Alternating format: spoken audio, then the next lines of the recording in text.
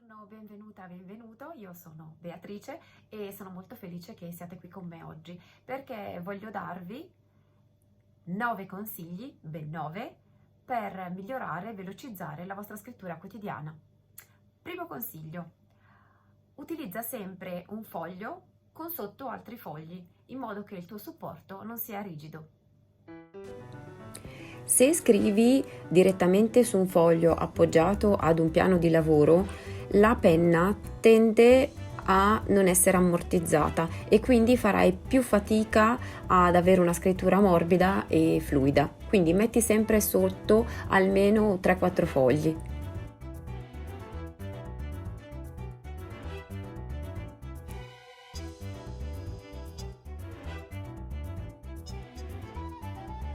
Numero 2. Scegli bene la tua penna. Scegliere la penna giusta non significa tanto che sia bella o piacevole a vedersi, ma che sia una penna leggera, che si tiene bene nella mano e ovviamente che scorre bene sulla carta, non lasciando gocce di inchiostro e non sbavando se eventualmente passate sopra con la vostra mano. Numero 3. Ti consiglio di ruotare leggermente la pagina su cui stai scrivendo perché ti aiuterà a scrivere più velocemente. Fin dalla scuola siamo abituati a tenere la pagina diritta e ci insegnano a scrivere un corsivo sempre in verticale. In realtà, per quello che è la mia opinione, se il foglio è leggermente inclinato, assecondiamo quello che è il movimento naturale del nostro braccio, che disegna un arco di cerchio nel momento in cui lo muoviamo. Quindi l'andamento anche del corsivo è questo alto-basso con delle specie di onde. Avere un foglio inclinato ci permette di scrivere più rapidamente, non dobbiamo inseguire le lettere. 4. Per essere più veloci devi usare il corsivo, non lo stampatello. Questa considerazione potrebbe essere banale, ma non lo è poi così tanto, soprattutto da quando ho visto gli studenti a scuola mi sono resa conto che la maggior parte usa lo stampatello, convinto che sia più leggibile. In realtà, se noi scriviamo un corsivo nella maniera corretta è assolutamente leggibile e saremo decisamente più veloci. Non per niente si chiama corsivo, quindi rimanda alla corsa.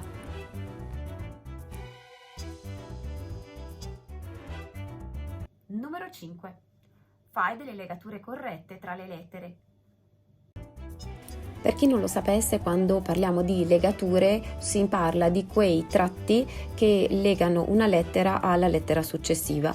È importante sapere quali lettere si possono legare e quali no e soprattutto come fare le legature. Questo ci permette di essere più veloci, più chiari, più leggibili. Se volete qualche chiarimento in più su questo aspetto, scrivetemelo nei commenti, così magari vi faccio un video specifico su questo aspetto. Numero 6. Per andare più veloce, prenditi delle pause.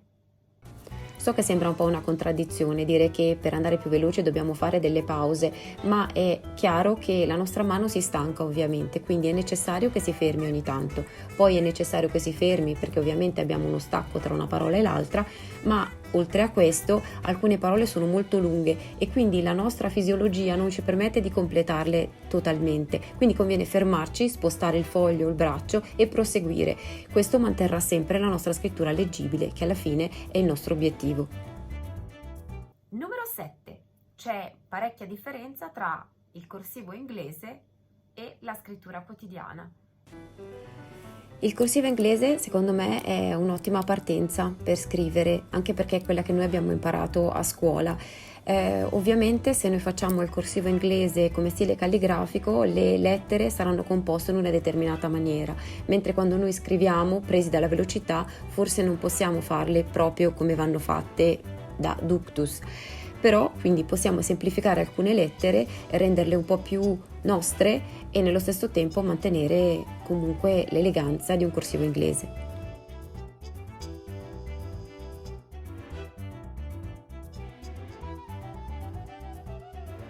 Numero 8.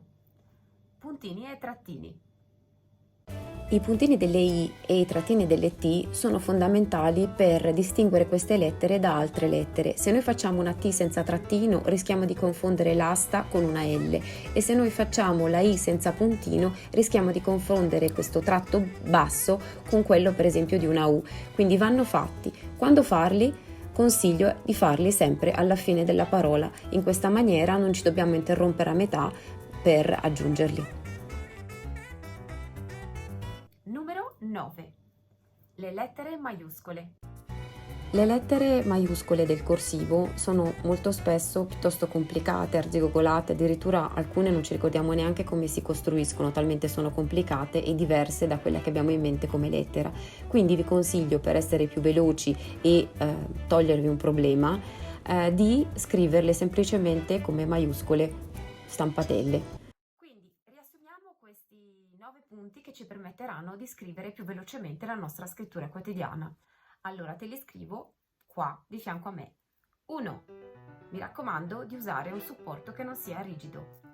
Usa una penna che sia flessibile e che fluisca bene.